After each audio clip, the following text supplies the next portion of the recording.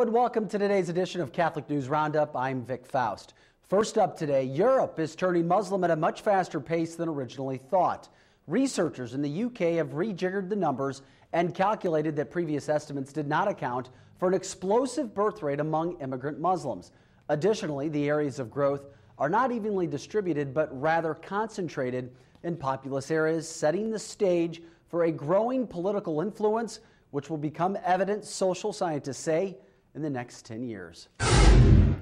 A new scientific study is out over the image of Our Lady of Guadalupe, and scientists have concluded there is no scientific explanation for the image in the shroud. Repeated tests have been conducted over the past decade with man-made cloths of similar materials with paints and dyes, and every one of them has deteriorated within 8 to 10 years. Additionally, a worker accidentally spilled an acid solution onto the tilma a number of years ago, but neither the tilma nor the image was affected. Science's conclusion: nature provides no explanation.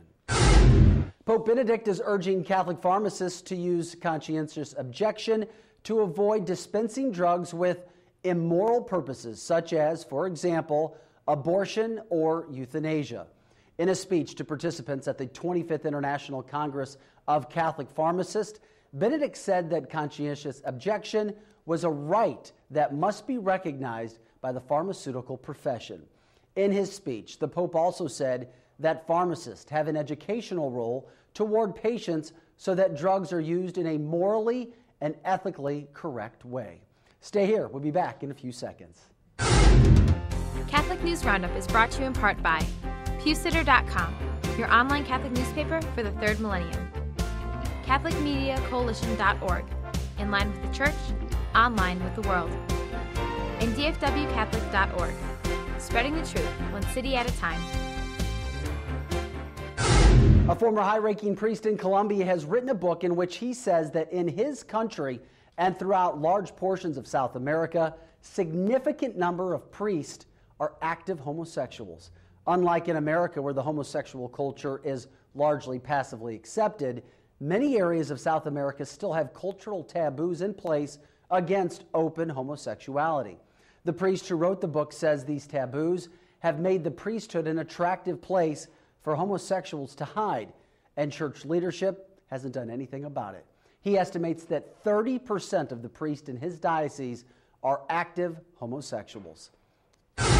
And finally today, good news in Australia. Seminaries in Sidney are full for the first time in 10 years as 60 men prepare for the priesthood, 3 times as many as there were in 2000. 80% of the seminarians are under the age of 30, some of whom cite the World Youth Day as their inspiration, while others describe a calling to the life. The youngest seminarian is 19, and the majority are in their early or mid-20s. The men are determined to be part of a revolution, bringing people back to the church. The vocations director says many of the men entering say they are fed up with a world that has such fluid values. I'm Vic Faust. Thanks for tuning in today. Be sure and come back tomorrow for your daily dose of the Catholic News Roundup right here on RealCatholicTV.com. And check out The Vortex today, where Michael Voris has words of advice on what Catholics need to do in the face of the collapse of the Western civilization. That's it for now. Thanks for tuning in. Be sure and tell all your friends about us. As always, God bless. Catholic News Roundup is brought to you in part by NewOxfordReview.org, the voice of Catholic Orthodoxy, in print and on the web. And RenewAmerica.com, expanding the influence of America's grassroots in the cause of freedom. Sign up now for the Spiritual Warfare Conference being held in late August and sponsored by St. Michael's Media, our main partner here at RealCatholicTV.com.